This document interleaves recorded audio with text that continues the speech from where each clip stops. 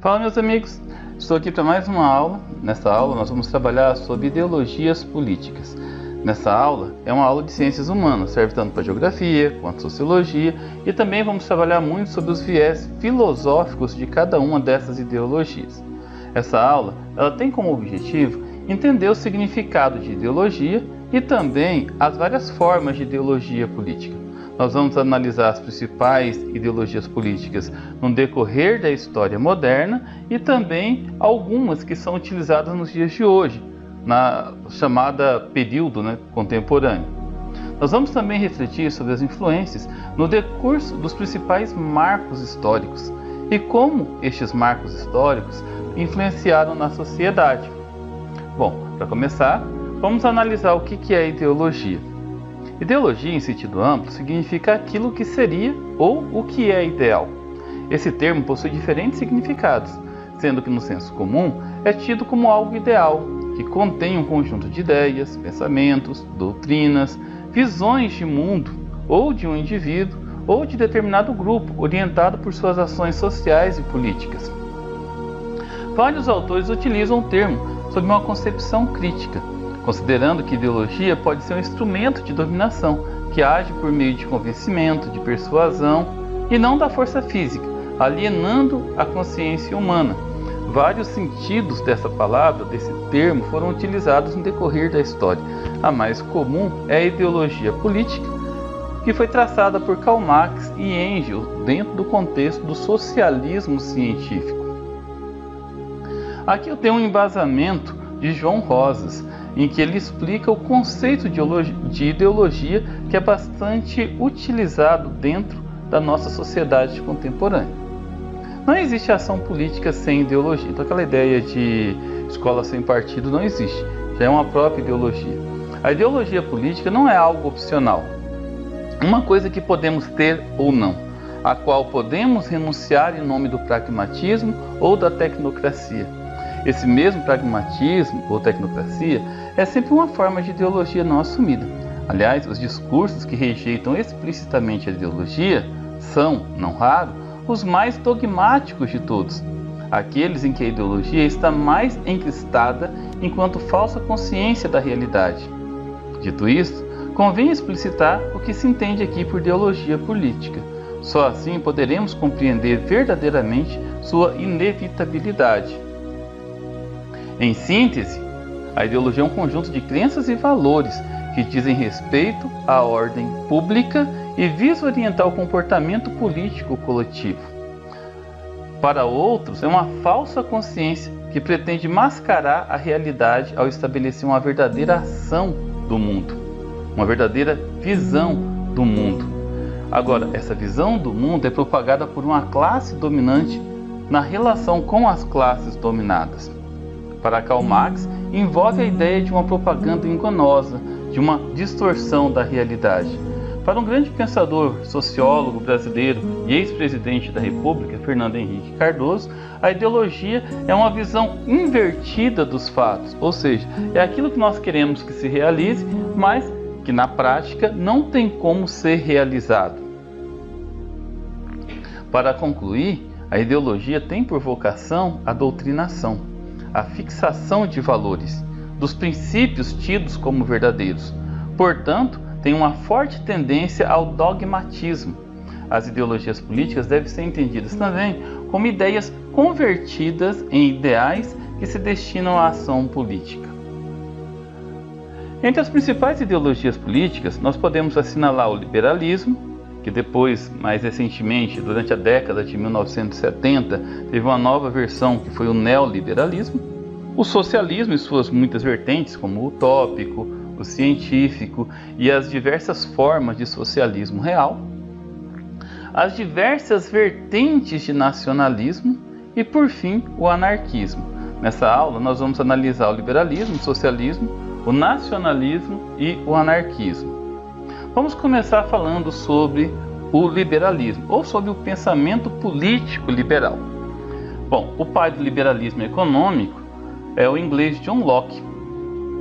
E dentro de uma perspectiva histórica de questionamento, esse pensador analisa o Estado, o poder absoluto do governante e, para finalizar, a ideia de que o mundo gira em torno da propriedade privada e dos bens de consumo. O Estado segundo o liberalismo. Em síntese, o liberalismo é aquela ideia da lei da oferta e da procura, ou a relação entre a oferta e a demanda. Para os liberais, a existência do Estado é necessária. A sua importância estaria na administração dos conflitos e das tensões sociais. O intuito dos liberais é estabelecer peso e contrapeso nas decisões políticas, de tal forma que houvesse uma situação de equilíbrio em meio aos conflitos inerentes à vida coletiva. O pensamento liberal afirma a existência do indivíduo antes da existência da sociedade, por isso a necessidade do Estado para poder delimitar a oferta e a procura, para poder defender a propriedade privada. John Locke, pensador inglês do século XVII, ele fala a questão da função do Estado, que a função do Estado é proteger a propriedade privada e os interesses dos indivíduos. Outro grande pensador foi Adam Smith, do século XVIII. Ele vivenciou o atribulado século das luzes. Ele propunha a teoria da mão invisível do mercado, ou, em outras palavras, a não intervenção do Estado na economia. Ele é considerado por muitos estudiosos o mais importante teórico do liberalismo econômico e também o pai da economia moderna. Mas como que o idealismo liberal ele pode ser considerado dentro das classes? Bom, o pensamento liberal ele foi uma estruturação política que deu vazão às forças sociais de vários grupos econômicos. A ideia de propriedade, que dava a noção de pacto, serviria para a participação política, principalmente daqueles que possuíam a maior quantidade possível de bens, ou seja, os ricos. Então, o pensamento liberal ele propõe uma mudança de classe, uma segregação de classe, em que a sociedade seria dividida entre aqueles que possuem os meios de produção, aqueles que possuem grande quantidade, que seria a alta sociedade, que seriam os ricos, e esses definiriam os rumos da sociedade. O liberalismo teria dado condições para a legitimação de uma ordem calcada no capitalismo e também na concepção de status, associada ao talento individual. Ou seja, se a pessoa possui um determinado status, possui a alta sociedade, consegue frequentar os altos meios, essa pessoa provavelmente deveria estar à frente da política. Vamos falar agora do socialismo. O socialismo é uma ideologia política que surgiu durante a Revolução Industrial, tendo como consideração as concentrações urbanas e as precárias condições de vida nas principais cidades europeias. Essa ideologia é contra os princípios do liberalismo político e econômico e também da propriedade privada. Haja vista que durante esse período da Revolução Industrial, os trabalhadores eram muito oprimidos, eram muito explorados. Existem várias visões do socialismo. O sistema de valores pregados pelo socialismo dirigiu-se não apenas à coletividade, mas também à preocupação com o estabelecimento de uma igualdade material nas condições de vida. Em síntese, no interior dessa ideologia, desenvolveram-se duas vertentes básicas: o socialismo utópico, que ficou apenas no campo das ideias, e o socialismo científico, que serviu como base para o socialismo real. Algumas nações pelo mundo aderiram ao socialismo com base nas ideias de Karl Marx do socialismo científico, como por exemplo a antiga União Soviética, Cuba, o socialismo maoísta na China, o socialismo da Coreia do Norte, entre vários outros. O socialismo real mostrou-se incapaz de suprir as necessidades da sociedade enquanto sistema econômico e político. Ele se mostrou impraticável. Tanto que hoje se observa modelos híbridos, como é o caso da China, que externamente é capitalista e internamente é socialista. E várias outras sociedades, como Cuba, que está tentando fazer essa transição para um socialismo de mercado.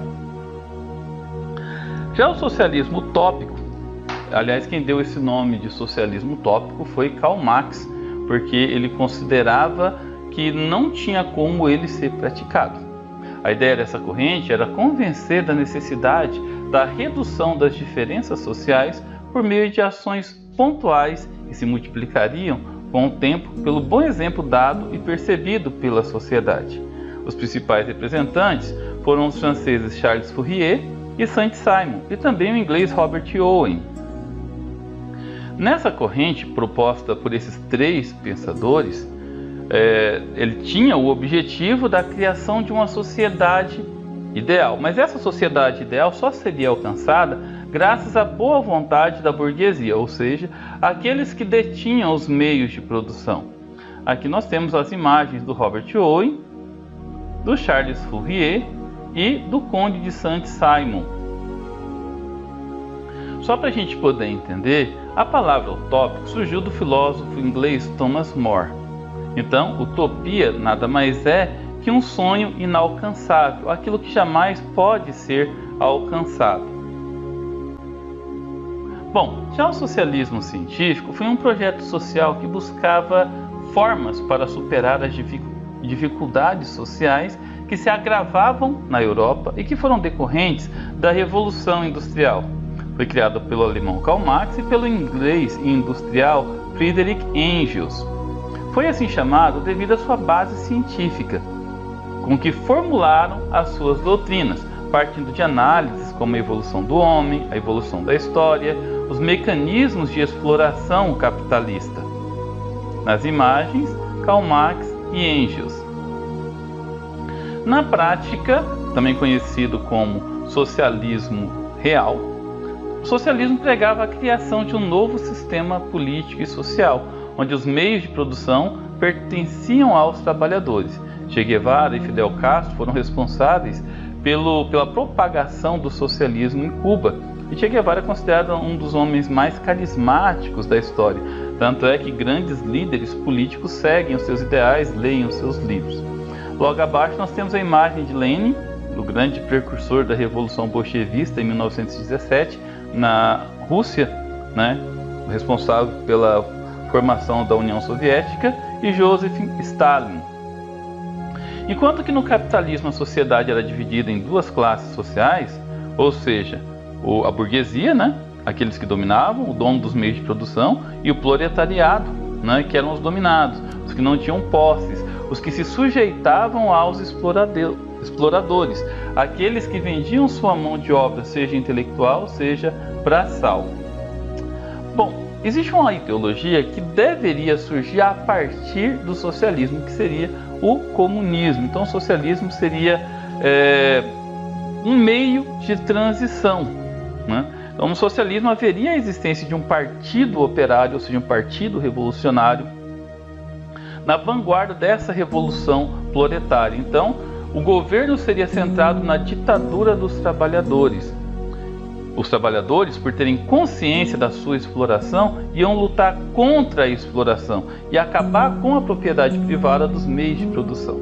Então o socialismo surge como uma transição ao comunismo, que seria uma sociedade perfeita, onde a existência do Estado não seria mais necessária. Agora nós vamos falar sobre uma outra ideologia, sobre o anarquismo. É uma ideologia contrária ao pensamento liberal e em defesa do coletivismo igualitário. Ele se fundamenta na concepção do exercício da governança e da forma para se chegar ao chamado comunismo libertário. Ao contrário do socialismo, o anarquismo se coloca contra a ideia de uma liderança partidária. Ele não concorda com a ideia de que os trabalhadores devam formar um partido político para assumir o poder, essa ideia da ditadura de um proletariado.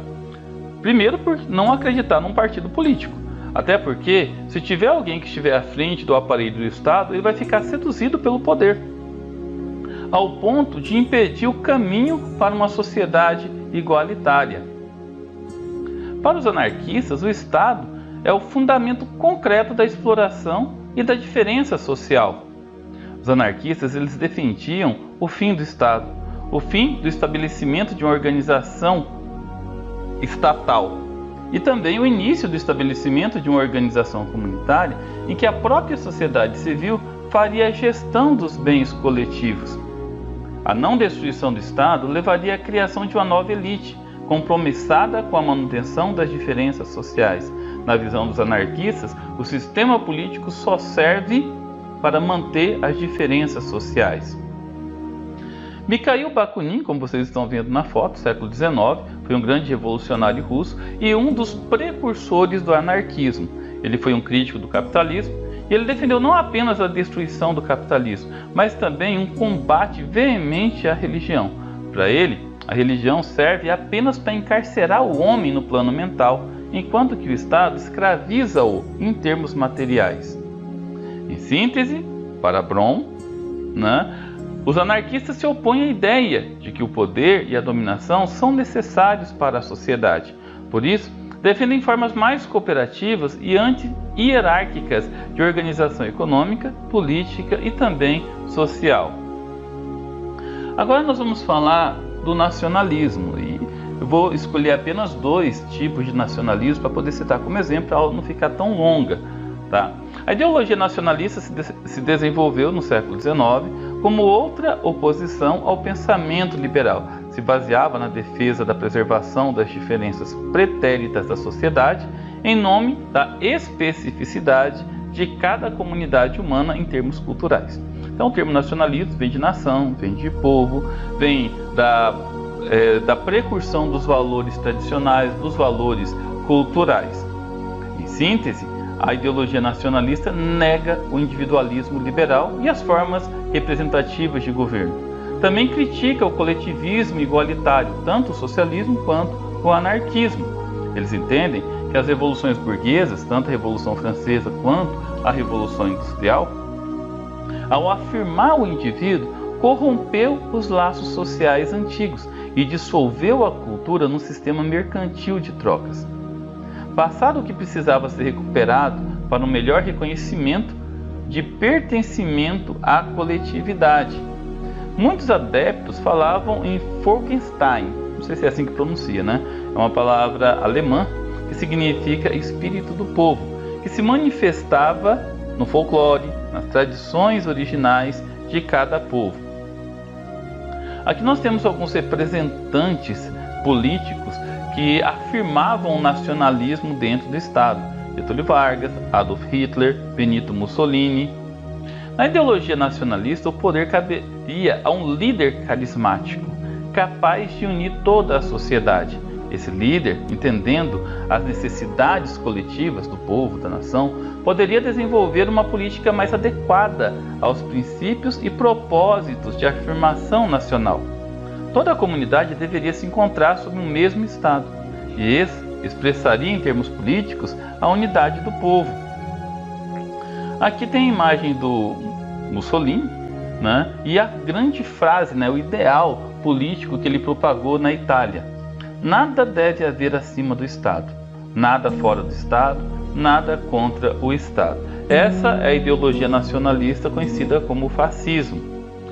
Esse pensamento, que foi elaborado por Mussolini, afirmava que o indivíduo não existia senão dentro do Estado. Ele estava condicionado à existência do Estado. Quanto mais a sociedade se tornava complexa, mais se restringia a liberdade do indivíduo. O fascismo era direcionado ao combate da noção liberal e também ao combate ao marxismo. Ele propunha o corporativismo, pois os interesses individuais e os interesses das classes deveriam ser subordinadas aos interesses do Estado. Vamos falar agora sobre o nazismo alemão e sobre seu principal precursor, Adolf Hitler. Nessa ideologia, proposta por Hitler, pretendeu estabelecer um credo de identidade nacional em oposição às diferenças de classes e também ao individualismo. Essa ideologia foi baseada em teorias racistas e culturalistas do século XIX, como o determinismo geográfico, o darwinismo social, a lei do espaço vital, entre outras ideologias. Ele forjou a noção ariana como fundamento da ideia de pertencimento coletivo dos alemães e também de uma raça superior. Então, quem não era ariano, quem fosse homossexual, quem fosse negro, quem fosse deficiente, era considerado judeu, era considerado inferior e merecia ser exterminado. Em busca de um aperfeiçoamento humano superior, a educação voltou-se basicamente para o esporte, desprezando a formação intelectual e reforçando os atributos físicos, reforçando a virilidade, a noção de combate e também da disciplina. Bem, pessoal, é isso aí. Foi uma rápida síntese, né, da nossa aula de sociologia, mas nós também vimos em geografia e também ideais filosóficos. Aqui trabalhamos sobre as principais vertentes ideológicas políticas. Espero que vocês tenham curtido. Fiquem com Deus e até a próxima.